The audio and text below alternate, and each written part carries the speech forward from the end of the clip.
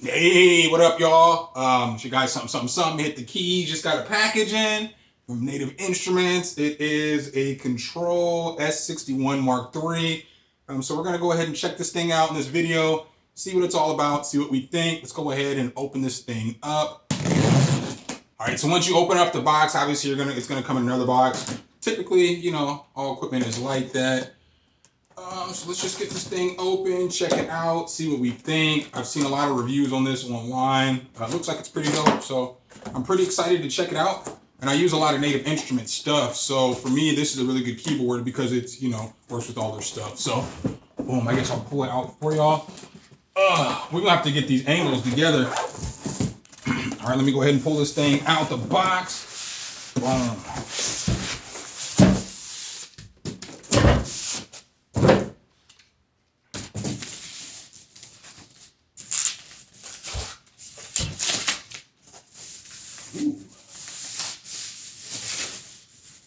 So this is what it's going to look like upon initially opening the thing up. It's gonna have a phone in here too on the keyboard. Let's go ahead and pull that out. Initial impressions though, this thing does feel heavy duty. This is by far the heaviest MIDI controller I have. This thing is heavier than my Yamaha Modi X6, which is a synthesizer. It's probably as heavy as my Sequential Take 5. The keypad, upon initial, touch, feels pretty good. So, again, I'll come back with the full review. Give me a couple days, you know what I'm saying? So I want to mess with it and see if I really like it before I come back and give you guys my honest opinion. So then on the back, you'll notice that it has an on and off switch. It's got two separate USB-C slots. So one you can plug into your computer if your computer or your laptop or whatever it is that you're using doesn't have enough power. You have another slot to where you can plug it into a brick. Next to that, you'll see you have spots for your sustain and your expression pedals. You also have a sine 1, a sine 2, and then next to that, you have your 5-pin MIDI in and MIDI out. All right, guys, so I've had the board here probably for about 3 weeks now at this point. Yeah, I already know 3 weeks for a MIDI controller review is a lot, but actually my wireless mics aren't working properly. So I kind of got a mic hanging. I'm hoping that this sounds good. Part of the audio on this is going to be off my phone. But I wanted to put this review out because honestly, I've had the board for 3 weeks and I think it's absolutely phenomenal. It has some pros and it has some cons. So in today's video, what I want to do is instead of going through like a walkthrough of the whole entire board, because there's plenty of those out there, I just want to give you guys the information that I have to whether I think it's good, whether I think it's bad, what they can improve on, so on and so forth. So ultimately, my first pro on this board is the build quality. So when you look at the board, this thing is built like a tank. I mean, it really is. It's really as heavy as a synthesizer. So that's something that I mentioned to you guys when I initially opened it up and pulled it out of the box. It's as heavy as some of my synthesizers. On this, it's really nice because like on the mod wheels over here, and then on these right here, those are all made of aluminum. And so they feel great when you touch them. It just has a great, just a premium feel when you're moving this mod wheel, when you're moving this, it just gives a little bit of resistance. It just feels amazing. I'm not even gonna lie to you guys. Then you have this knob right here, which turns everything. Just super solid build quality. And then another thing that I want to mention on this is like the keyboard. I feel like of all the MIDI keyboards I've ever had in my entire life, this is the best keyboard. I'm not saying that. I'm not exaggerating. I'm not being paid for this video. I'm just giving my thoughts. And I have 3 MIDI keyboards here. So I did a lot of just feeling and touching and all that pause to see which board I thought felt the best. And every time I touched this board, I just honestly thought that it felt the best. It was no questions, nothing like that. So build quality on this board is A1. I mean, that's a big thing. If you're looking at this board, you're probably looking at it because of the build quality. So then the second thing is kind of with build quality. It's this screen, bro. So as we're looking here at this screen right here, it is absolutely amazing. It's not touchscreen, but you can control everything in your DAW through the screen. So like, let's say I push down some keys on the keyboard right now.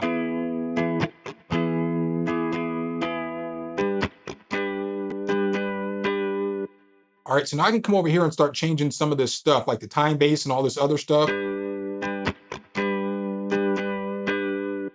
Or I can come up here. So you see how there's different menus. So every sound's going to have a different menu.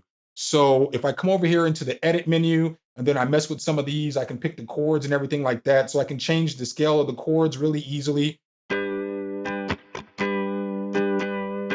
Guess I got to turn the controls on though, right?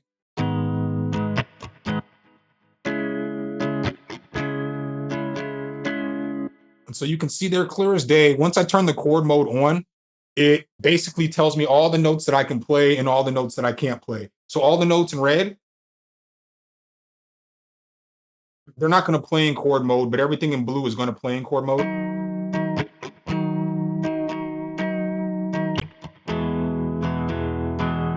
So, I mean, you can't beat that right there. You've got the chord mode built in. You can see the keys, you can see the scales, you can see everything on the screen.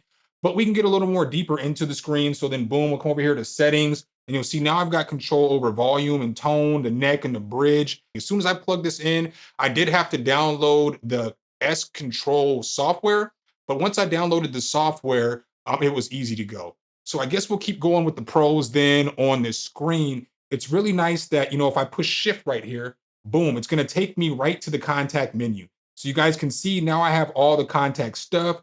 You can look through brand or you can look through products. So that's what makes this nice too as well. You can go through different brands. So like, if you have Native Instruments, Project Sam, Virtual, whatever, you can go through whatever it is that you want to find the sounds that you want, and you can control all of that in the actual keyboard. And what's nice about that too is once you get into like control, so if you pulled up control, then you can control all of Artorias plugins, you can control like Omnisphere, you can control all kinds of different plugins. It's not going to have the pictures and everything, but it will be able to control all those sounds and parameters and everything that's on it. So that's something that's solid that you can't beat as well. All right, so let me show you something that might be a little confusing the first time you use the board. When you come over here, you're going to see this big dial right there. And you're going to think you're going to be able to click over or something like that in order to get over to these libraries, but you're not going to. You can only scroll through to the next sound. And then boom, if you push it in, it'll take you to that sound. We'll go ahead and push shift again. But if you come over here to product, it's going to take you through each product. So you see how I'm scrolling it through and it's taking me through all the products here in Native Instruments.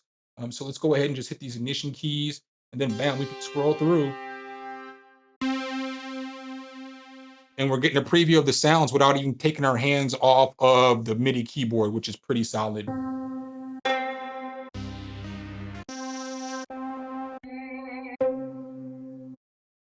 right, so boom, you push it in. And then what's another nice thing is let me find a good preset. So I'm going to find a preset real quick that's going to allow me to show you all the colors on the board, because all the colors on the board are going to match all of your keystrokes and everything in contact. So all of these notes are going to match everything that's on your keyboard. So like if I push one of these down, now I want to go to a different sound or different key switch or rhythm.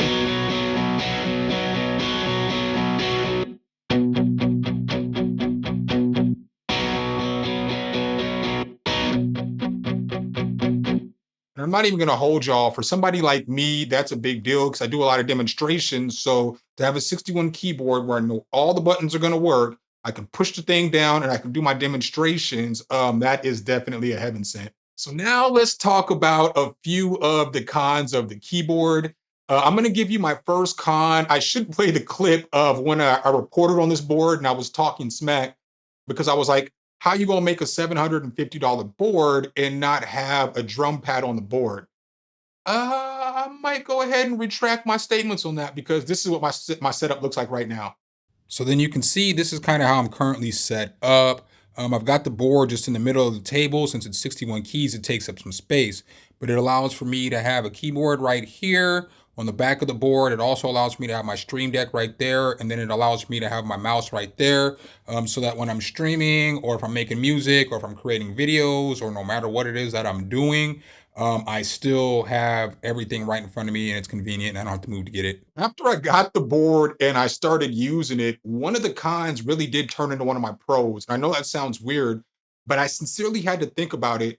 And I don't use the pads on any of my MIDI controllers. Now, I know I'm not speaking for everybody, so I know it's not fair to try to talk you out of getting pads on your keyboard because that's not what we're doing today. But for me, a 61 keyboard takes a lot of real estate on a desk. So I still have to have my keyboard somewhere so that I can, type when I'm on streams and stuff like that, or I'm making content. And I still got to have my mouse so I can move it around. So the fact that I can put both of those on the board kind of makes up for me having to have a drum pad, if that makes sense, because I wasn't going to probably use the drum pad anyway. The only drum pads that I use on any kind of board that I have are on my MPC Key 37, and that's because they're MPC pads. So that con is a pro for me, but it might be a con for others. I know this next con is a big one. The scripts aren't going to necessarily work for every program. So I have Logic, the scripts work in Logic, the scripts work in Ableton. I know that for a fact because I've tested them both. So all the transport controls and all that stuff work in Logic, they work in Ableton and all that. But FL Studio, I mean, the scripts ain't gonna work. It just is what it is. It just is what it is. You know, FL Studio is on some different kind of frameworks. So their framework is a little bit older than Ableton and Logic's. And so it's kind of hard for these keyboard companies to make all these keyboards compatible with every music program because of the framework that the program is set up on. So I know a little bit more about that behind the scenes. Native Instruments didn't say that. That's just from what I've talked to a few people in FL, Image Line, so on and so forth. So just know that. But I need you to also think, do you have a MIDI keyboard and do you use the transport functions? Because I honestly, I don't. And again, I know this is a me thing, but I'm just giving y'all my pros and my cons and what I'm thinking when I'm messing with this board.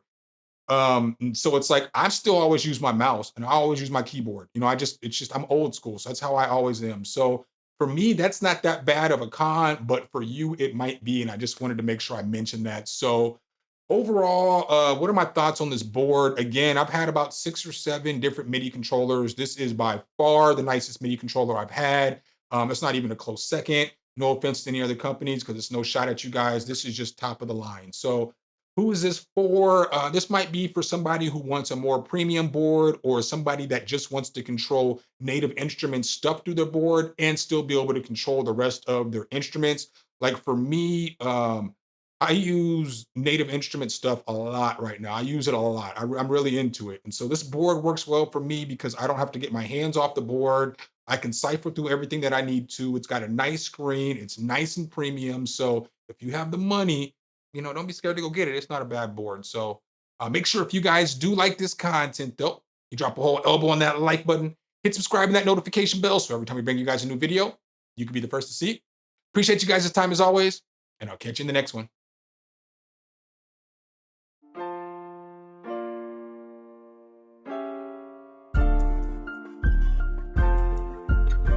Some, hit the key.